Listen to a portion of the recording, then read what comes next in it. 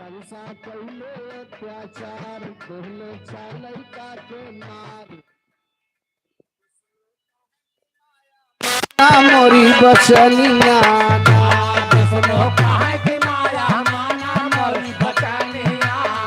अरे बारे भैया सबना क्या बात है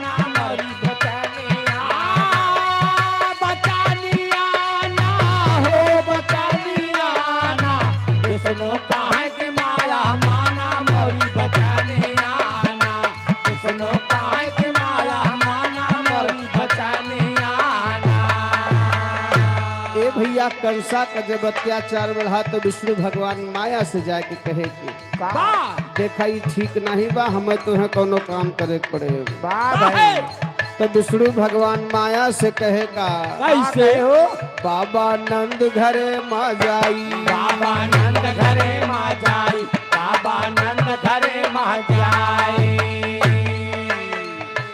कन्या जन्मा बन के आई कन्या जन्मा बन के आई कन्या जन्मा बन के आई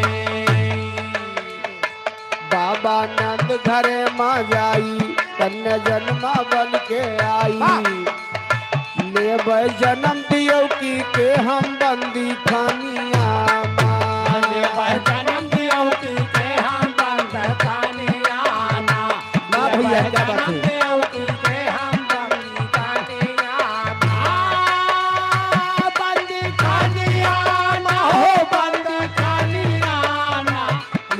जन्म दिया हम बंदी खाने आना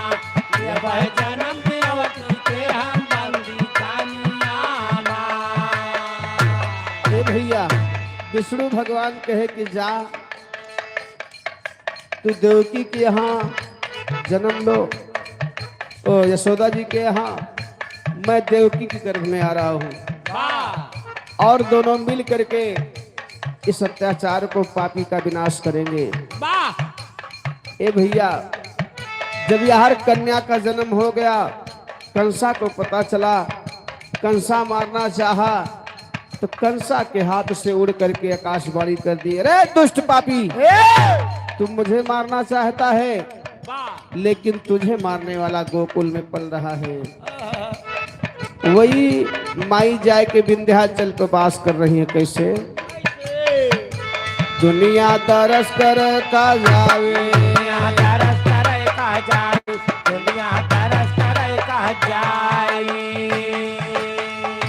दुनिया तरस कर का जावे, इच्छा माथित बर पावे। दुनिया तरस कर का जाए, इच्छा माथित बर का पावे। तो माई पूरा कैली अब सब कर मंगानी आना, माई पूरा कैली अब सब कर मंगानी आना, माई पूरा कैली अब सब कर मंगानी आना, हो मंगानी आना, माई पूरा कैली अब सब कर मंगानी आना, माई पूरा कैली अब सब कर मंगानी आना। ए भैया, अंतिम लाइन में गुरु घराने का परिचय बका। गुरु और माधव राम की इच्छा, माधव राम कहे, गुरु और माधव राम कहे इच्छा, पहले राजकरण के शिक्षा, पहले राजकरण का शिक्षा, पहले राजकरण का शिक्षा। गुरु और माधव की इच्छा, पहले राज इच्छा, कहाँ के चिलाया पन रच देते रचानिया ना।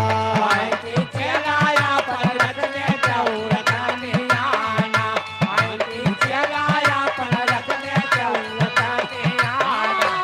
हो रचानिया ना, हो रचानिया ना, पाए की चलाया पर रचने जाऊं रचानिया ना, पाए की चलाया पर रचने जाऊं रचानिया ना। कहाँ के चिलाया पन रच देते रचानिया ना, कहाँ के चलाया पर रचने जाऊं रचानिया ना, पाए की चलाया पर रचने जाऊं रचानिया ना।